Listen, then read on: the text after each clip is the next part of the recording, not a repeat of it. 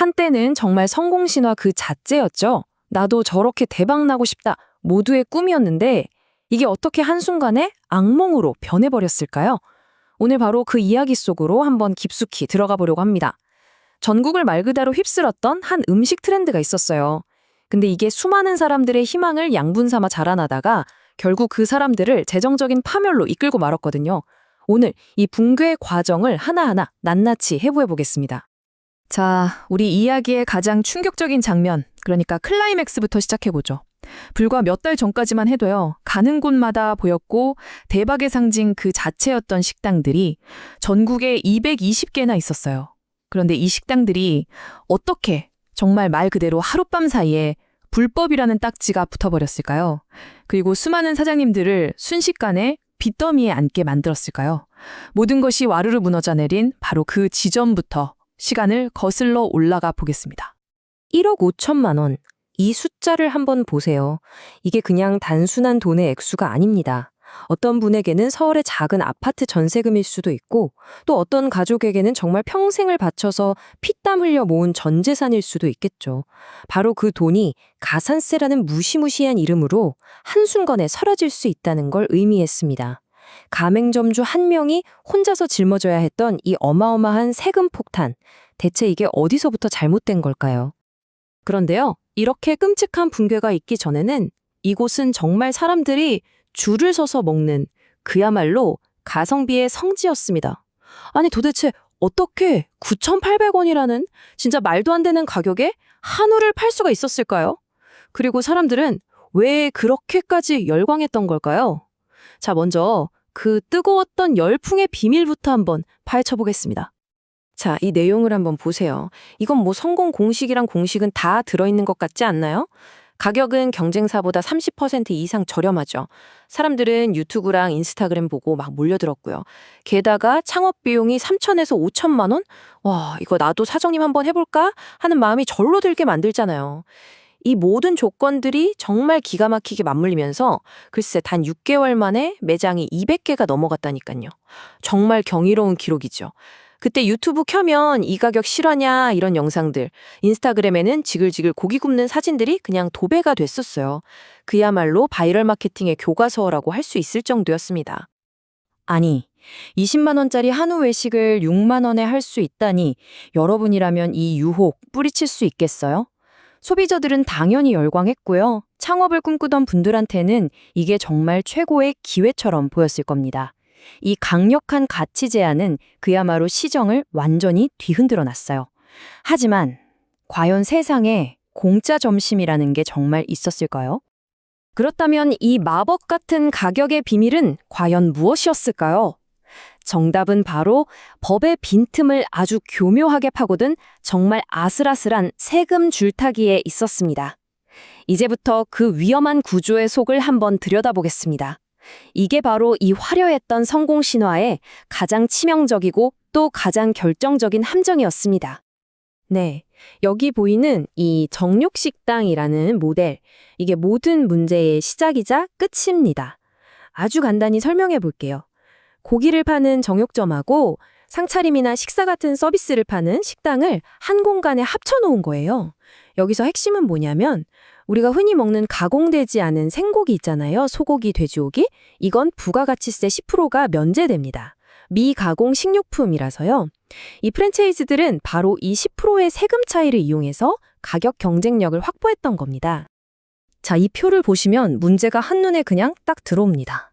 왼쪽이 법에서 인정하는 진짜 정육식당이고요. 오른쪽이 문제가 된 바로 그 프랜차이즈입니다. 출입구, 계산대, 주문 방식까지 모든 게 달랐죠. 법적으로는요, 손님이 정육 코너에 가서 고기를 구매하고 그 고기를 직접 들고 식당으로 들어가서 상차림비를 내고 먹는, 그러니까 두 번의 거래가 명확하게 분리되어야만 면세 혜택을 받을 수 있어요. 하지만 실제로는 어땠나요? 그냥 일반 고깃집처럼 테이블에서 주문하고 나갈 때 한 번에 계산했죠. 바로 이 지점에서 넘어서는 안 될 법의 경계선을 아주 위험하게 넘어버린 겁니다. 대법원 판례는 이 부분에 대해서 아주 명확하고 엄격한 기준을 제시하고 있습니다. 바로 완벽한 분리. 이게 핵심 키워드예요. 여기 나온 것처럼 정육점과 식당이 공간적으로나 운영상으로나 완벽하게 분리되어 있어야만 세금 혜택을 받을 수 있다는 뜻입니다.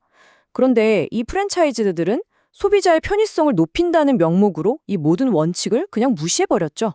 그리고 바로 그것이 비극의 씨앗이 되었습니다. 이렇게 아슬아슬하게 정말 모래성처럼 쌓아올린 성공의 탑은 결국 밑바닥부터 균열이 생기기 시작했습니다. 처음에는 소비자들의 작은 불만 정도였지만 이게 점점 커져서 곧 거대한 폭풍이 되어 시스템 전체를 뒤흔들게 되죠. 자, 그 분교의 전조들을 하나씩 따라가 보겠습니다. 아마 성공에 취해서 너무 빨리 달린 탓이었을까요? 가성비 한우라는 그 빛나는 명성이 무색하게 지점마다 고기 품질이 들쭉날쭉하기 시작했습니다. 어떤 곳은 너무 퍽퍽한 살코기만 나오고 다른 곳은 심지어 해동이 덜 된 고기가 나오기도 했죠. 싸고 맛있다는 입소문을 철석같이 믿고 찾아왔던 소비자들의 입에서 서서히 불만이 터져나오기 시작한 겁니다. 이 온라인 리뷰 한 줄이 모든 걸 말해주고 있습니다. 정육식당이라서 싸다 라는 이 비즈니스 모델의 가장 핵심적인 매력이 그냥 일반 고깃집이랑 똑같은데? 라는 의심으로 바뀌기 시작한 거예요. 이게 그냥 단순한 불평이 아니었습니다. 브랜드의 존재 이유, 다시 말해서 신뢰라는 가장 중요한 자산에 금이 가기 시작한 아주 위험한 순간이었죠. 위기는 결국 한 번에 오지 않았습니다. 이 타임라인을 한번 보세요. 처음에는 기존 한우 업계의 반발로 시작됐습니다. 저건 불공정 경쟁이다 하면서요. 그러다 원가 상승으로 수익성은 점점 나빠졌고요. 그리고 마침내 가장 무서운 적이죠. 국세청이 움직이기 시작했습니다. 비정상적으로 빠르게 성장하는 이 프랜차이즈를 예의주시하고 있었던 거예요. 탈세 혐의를 포착한 국세청의 칼날이 이 불안한 비즈니스 모델의 심장을 정확히 겨누고 있었던 겁니다. 사방에서 포위망이 점점 좁혀오고 있었습니다. 결국 터질 것이 터지고 말았습니다. 이 거대한 실패는 과연 누구의 책임이었을까요? 본사일까요? 아니면 그걸 몰랐던 가맹점주일까요? 그리고 우리는 이 정말 값비싼 재앙을 통해서 무엇을 배워야 할까요? 마지막으로 그 뼈아픈 교훈들을 하나씩 짚어보겠습니다. 모든 비극은 바로 본사의 이 선택에서 시작됐다고 볼 수 있습니다. 이 차트 한번 보세요. 빠른 확장에 95점이라는 압도적인 점수를 주면서 사업의 기반이 되고 뼈대가 되어야 할 법적 안정성은 고작 10점으로 평가했습니다. 이건 건전한 사업이 아니었어요. 아주 위험천만한 도박이었죠. 그리고 그들은 그 폭탄을 고스란히 아무것도 모르는 가맹점주들에게 떠넘긴 것이나 다름없었습니다. 본사는 가맹점주들에게 달콤한 성공의 열쇠를 건네주는 척했지만 사실 그 뒤에는 언제 터질지 모르는 시한폭탄을 숨기고 있었습니다. 세금 문제요? 전혀 걱정 안 하셔도 됩니다. 이 말만 믿고 전 재산을 투자한 수백 명의 가맹점주들은 자신들이 이 위험한 폭탄 돌리기의 마지막 주자가 될 거라고는 정말 꿈에도 상상하지 못했을 겁니다. 이 4단계는요, 한 평범한 가장의 꿈이 어떻게 절망으로 바뀌었는지를 보여주는 너무나 비극적인 여정입니다. 1단계, 안전하다는 본사의 약속을 믿고 희망에 부풀어서 계약서에 도장을 찍습니다. 2단계, 퇴직금과 노후자금, 정말 모든 것을 쏟아부어서 가게를 열죠.